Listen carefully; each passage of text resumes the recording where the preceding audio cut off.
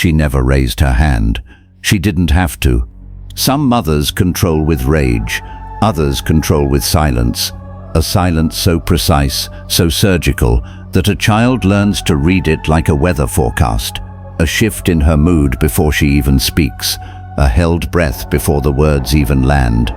If you grew up walking on that kind of ground, you already know what this is about.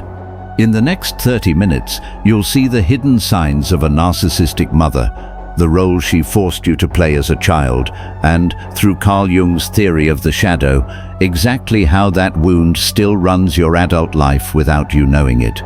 And by the end, you'll understand the first real step out of it. You learned to disappear before you learned to speak. You learned that love was not something given, it was something earned, moment by moment, performance by performance. And the moment you stopped performing, the warmth disappeared with it. This isn't a story about a difficult mother. This is a story about a wound most people never name, because naming it feels like betrayal. How do you accuse the person who fed you, who raised you, who, by every outward measure, did her job? But there's a difference between raising a child and shaping one into a mirror. A difference between loving a child and needing that child to reflect something back. Carl Jung spent his life studying what happens to the parts of ourselves we're forced to hide. He called it the shadow. And nowhere does the shadow form faster or hide deeper than in a child raised by a narcissistic mother. This is the story of that shadow, where it comes from, what it costs you as an adult, and, more importantly, how it can be reclaimed. Psychologists have a name for it now, the mother wound, but the name is new. The wound itself is ancient. It doesn't always look like abuse. That's the first thing people misunderstand. A narcissistic mother rarely looks cruel from the outside. She can be the woman everyone at church admires, the mother other parents envy, so involved, so devoted, so present at every recital, every game, every milestone. But presence is not the same as seeing. A narcissistic mother is present for the performance. She is present for the image the family projects outward. What she is not present for, what she cannot be present for, is you, the real you, the messy, uncertain, imperfect child underneath the performance. Because to truly see you, she would have to stop seeing herself. At the core of narcissistic parenting is a single brutal mechanism. The child exists to serve the parent's emotional needs, not the other way around. Your achievements become her bragging rights. Your pain becomes an inconvenience, or worse, a threat to the image she's built. Your independence becomes a betrayal. This is why so many adult children of narcissistic mothers describe the same confusing sensation. They know something was wrong, but they can't point to a single moment that proves it. There was no broken bone, no bruise, just 1,000 small erasures, so consistent, so normalized, that the child grew up believing this was simply what love felt like. Love that had to be earned, love that came with conditions no child could ever fully meet, because the conditions were never really about the child at all. Here's what makes this wound so difficult to name. Narcissistic mothers are often skilled at appearing selfless. They sacrifice loudly. They remind you of every sacrifice, often. And because the sacrifices are real, on the surface, the child feels it's ungrateful, even cruel, to question the relationship. Wasn't she doing everything for me? But there's a difference between a mother who gives to nurture your growth and a mother who gives to secure your loyalty. One is rooted in love, the other is rooted in control. And control, even when it's dressed in sacrifice, even when it's dressed in love, leaves a mark. That mark doesn't disappear when you turn 18. It doesn't disappear when you move out, or build your own life, or become a parent yourself. It follows you into your relationships, your self-worth, the way you apologize for things that were never your fault, the way you brace for rejection even when no one is rejecting you. This is the wound we're going to examine. Not to blame, not to diagnose from a distance, but to finally understand, because understanding is the only path that leads somewhere other than repetition. Holins nafurinsa, Look closely enough and the pattern always repeats itself.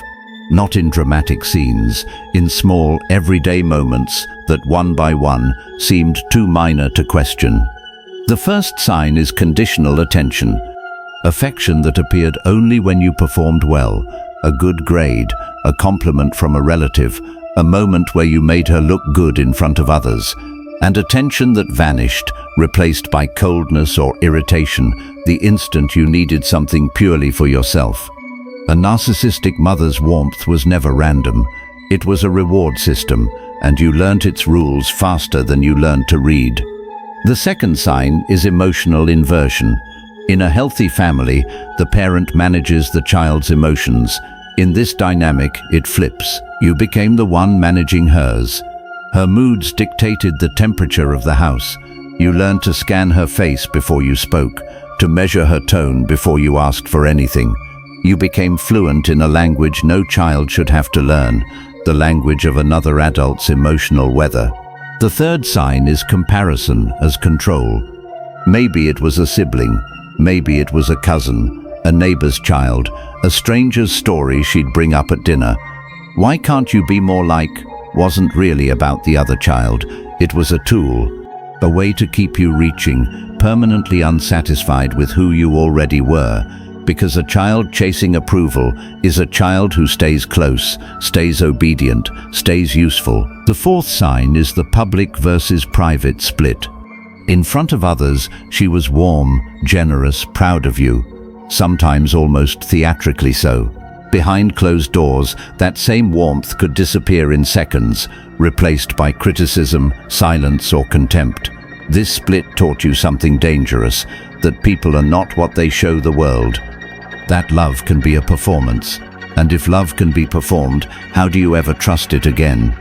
The fifth sign, and perhaps the most damaging, is boundary erosion. Your body, your choices, your friendships, even your own feelings were treated as things she had a right to control or override. If you cried, you were too sensitive. If you disagreed, you were disrespectful. If you needed space, you were pulling away. And that phrase alone was often enough to make you retreat back into compliance. None of these signs, on their own, look like a crisis. That's exactly why they work. A narcissistic mother doesn't need one enormous act of harm. She only needs 1,000 small ones, repeated consistently enough that they stop looking like harm at all and start looking like normal life. If you recognized even one of these patterns, you're not overreacting. You're not being dramatic, and you're certainly not being disloyal. You're simply seeing clearly, perhaps for the first time, something you were trained your entire childhood not to see. And once you see it, the next question becomes unavoidable. What role did all of this force you to play? In a narcissistic family, no child is raised the same way, because no child is useful in the same way. Family therapists have long observed a pattern that repeats with striking consistency across narcissistic households. The mother, often unconsciously, assigns roles, not out of malice in the way we usually understand it, but out of necessity. Her fragile sense of self needs different children to serve different functions, and once assigned, those roles tend to calcify, sometimes for life. The first role is the golden child. This child becomes the extension of the mother's ego, the proof held up to the world that she is a good mother, a successful mother. The golden child is praised, indulged, given privileges the other siblings don't receive, but the praise is never really about the child. It's about what the child reflects back onto her, and that comes at a cost few people talk about. The golden child often grows into an adult who cannot tolerate failure, who ties their entire identity to achievement because love was never separated from performance in the first place. The second role is the scapegoat. This child becomes the container for everything the mother cannot face in herself. Every flaw she refuses to see in her own reflection gets projected outward, and it lands here. The scapegoat is blamed disproportionately, criticized more harshly, held to standards no child could realistically meet. And yet, paradoxically, the scapegoat often grows into the most self-aware adult in the family, because pain, unlike praise, tends to force reflection. The third role, quieter but just as damaging, is the invisible child. This child avoids conflict entirely by disappearing, not literally, but emotionally. They ask for nothing, need nothing, take up as little space as possible because they've learnt that needing anything at all invites danger. The invisible child often becomes the adult who struggles to even identify their own needs because they were never allowed to have any in the first place. And here is the part almost no one explains. These roles are not fixed identities. They are survival strategies, assigned in childhood when you had no power to refuse them and carried forward into adulthood as if they were simply who you are. But they were never who you are. They were what the family needed you to be in order for the system to keep functioning without ever confronting the truth at its center. If you're watching this and already know which role was yours, the golden one, the scapegoated one, the invisible one, you're not imagining it. You're recognizing a pattern that psychology has documented across thousands of families because narcissistic systems don't improvise. They follow the same architecture again and again. And this is exactly where Carl Jung's work becomes essential. Because what happened to you wasn't only a family dynamic, it was the formation of something deeper, something Jung spent his entire life trying to help people reclaim. Carl Jung believed that every human being carries two selves. The first is the persona, the mask we present to the world. Curated, acceptable, shaped by what we learned would earn approval and avoid rejection. The second is what Jung called the shadow, everything we were forced to hide, deny, or suppress in order to be loved by the people who raised us. In a healthy childhood, the shadow stays relatively small. A child is allowed to feel anger without being punished for it, allowed to fail without being shamed for it, allowed to want things without being told those wants are selfish. Little by little, the child integrates all of who they are, the light and the dark, into a single, whole identity. But in a narcissistic household, that process breaks. Every time you were punished for having a need, that need went into the shadow. Every time your anger was labeled disrespect, your anger went into the shadow.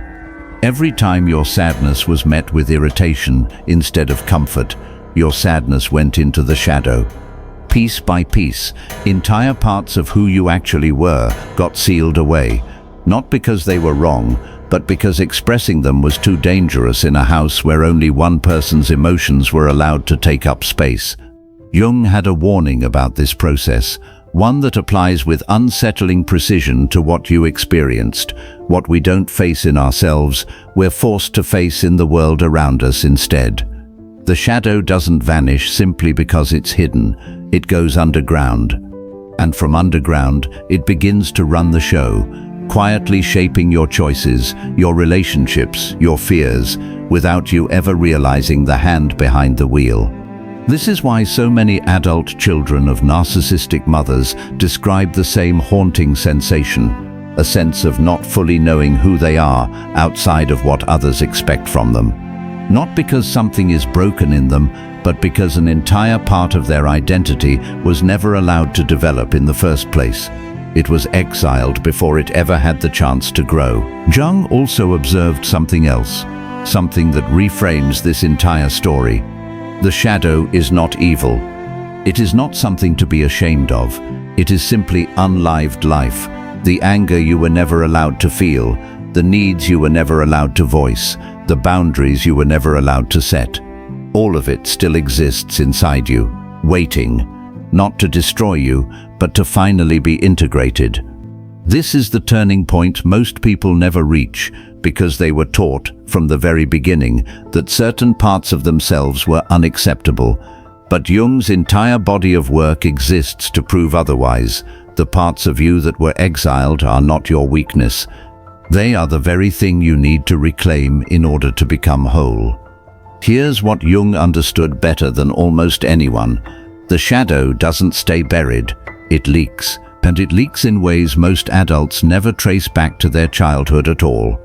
The first place it shows up is in relationships. Adult children of narcissistic mothers often find themselves, without meaning to, drawn to partners who feel strangely familiar, emotionally distant, conditional with their affection, difficult to please, not because they consciously want that, but because the nervous system was trained, early and repeatedly, to associate love with effort, with walking on eggshells, with earning approval that could vanish at any moment. Familiar, even when it hurts, can feel safer than unfamiliar, even when unfamiliar is actually healthy. The second place it shows up is self-worth. Remember, your shadow contains everything you were never allowed to feel, your needs, your anger, your right to simply exist without justifying it. When those parts of you are exiled, what usually fills the space instead is a quiet, persistent sense of not being enough, a feeling with no clear origin, because its origin was buried decades ago in 100 small moments too subtle to name at the time. The third place it shows up is in self-sabotage. This is the part Jung warned about most directly. What remains unconscious does not simply disappear, it appears in your life as fate. Adult children of narcissistic mothers often unconsciously recreate the exact dynamics they suffered under, not because they want to relive the pain, but because the pattern is what the psyche recognizes as normal. You might find yourself over-explaining, over-apologizing, shrinking your own needs to keep the peace, not because you choose to, but because some deep, unexamined part of you still believes that's the price of being loved. And the fourth place it shows up, the one people find hardest to admit, is in how you treat yourself when no one else is watching. The inner voice that criticizes you the moment you make a mistake, the one that says you're too much or not enough, or that your needs are an inconvenience to everyone around you. That voice rarely originates from nowhere. Very often, it's an internalized echo, the mother's voice, now living inside your own head, running on autopilot long after she stopped being the one saying the words out loud. This is the cruelest mechanism of all. The narcissistic mother doesn't need to be present anymore to keep controlling the story. She installed a version of herself inside you, and that installed voice keeps the old rules running, decades later, in situations that have nothing to do with her at all. But here is where Jung's theory stops being bleak and starts becoming genuinely hopeful. He believed the shadow could be integrated, not erased, not defeated, but brought into conscious awareness and reclaimed as part of a whole self. And the moment you can name the pattern, see it clearly, trace it back to its origin, you take the very first step out of a cycle that was never actually yours to begin with. That step is where we're going next. By now, a pattern should be forming, one that goes far beyond childhood memories. This is where the wound stops being history and becomes daily life. Consider how you handle conflict. Many adult children of narcissistic mothers describe an almost automatic reflex. The instant tension appears in a relationship, a friendship, even a conversation with a coworker. They move immediately into appeasement, not because they agree, not because they even want to, but because somewhere, deep in the nervous system, conflict was never safe. Conflict meant withdrawal of love, punishment, or days of cold silence. So the adult version of you learned to smooth things over before they even fully surface, sacrificing your own position just to avoid the threat of disconnection. Consider how you experience compliments. For many people raised this way, praise doesn't land the way it should. It feels suspicious, uncomfortable, almost unbearable to simply receive. Because in the house where you grew up, kindness often came with strings attached. So the adult nervous system now searches, almost involuntarily, for what the compliment might actually cost. Consider your relationship with rest. Achievement-driven adult children of narcissistic mothers frequently describe an inability to simply stop, to sit still without producing something, to feel worthy without a task completed, a goal met, a box checked. Rest itself can trigger a quiet, nameless guilt, because worth was never separated from performance in the first place, and the mind still runs on that outdated code. And consider how you set boundaries, or more accurately, how difficult it is to set them at all. Many adult children of narcissistic mothers report the same internal battle. They know, logically, that they have the right to say no, and yet saying it feels almost physically dangerous. The old fear resurfaces instantly, that a boundary will be met not with respect, but with anger, guilt-tripping, or punishment. So instead, they say yes when every part of them wants to say no, and resentment quietly accumulates where honesty should have been. None of these patterns are character flaws. They are not signs that something is wrong with you. They are adaptations, intelligent, protective responses that once kept a child safe inside an unsafe emotional environment. The problem isn't that these patterns existed. The problem is that they never got the update. They're still running in a life where the original threat no longer exists. This is the real cost of the mother wound. Not a single dramatic event, but a lifetime of small, invisible negotiations where you consistently trade your own needs for the fragile peace of not upsetting anyone. And the moment you start noticing these patterns as patterns, rather than as simply who you are, something begins to shift. Because a pattern that can be named is a pattern that can finally be interrupted. That interruption is where real change begins. There is a moment that almost every adult child of a narcissistic mother eventually reaches. It doesn't always arrive the same way. Sometimes it's a single sentence in a book that suddenly explains an entire childhood. Sometimes it's a conversation with a therapist who gently says the word narcissistic out loud for the first time, and something inside finally exhales. Sometimes it's simply exhaustion, the slow realization that no matter how hard you try, no matter how much you give, the approval you've been chasing your entire life was never actually available to receive. Psychologists call this moment the crack in the frame. It's the point where the story you were told about your childhood, she did her best, she loved you in her own way, you're just too sensitive, finally stops holding together.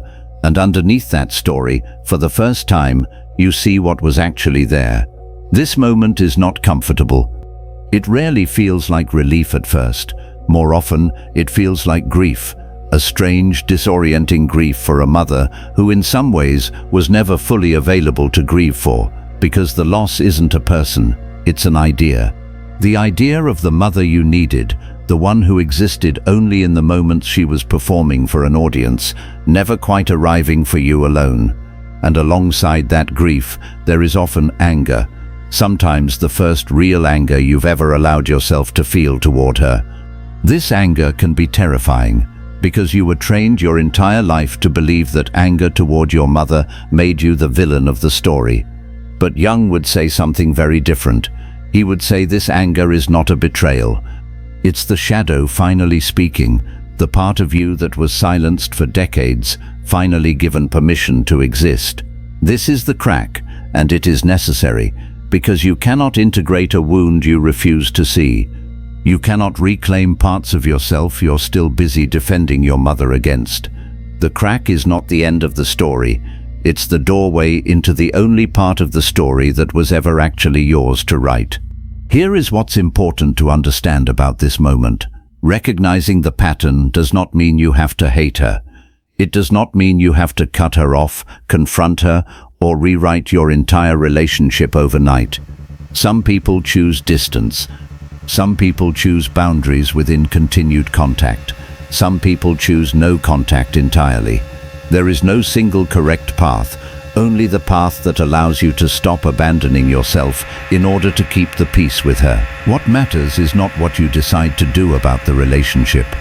What matters is that, for the first time, you're deciding, consciously, clearly, instead of simply reacting the way you were trained to react since childhood, that conscious choice is the beginning of something Jung called individuation, and it's where we're headed next.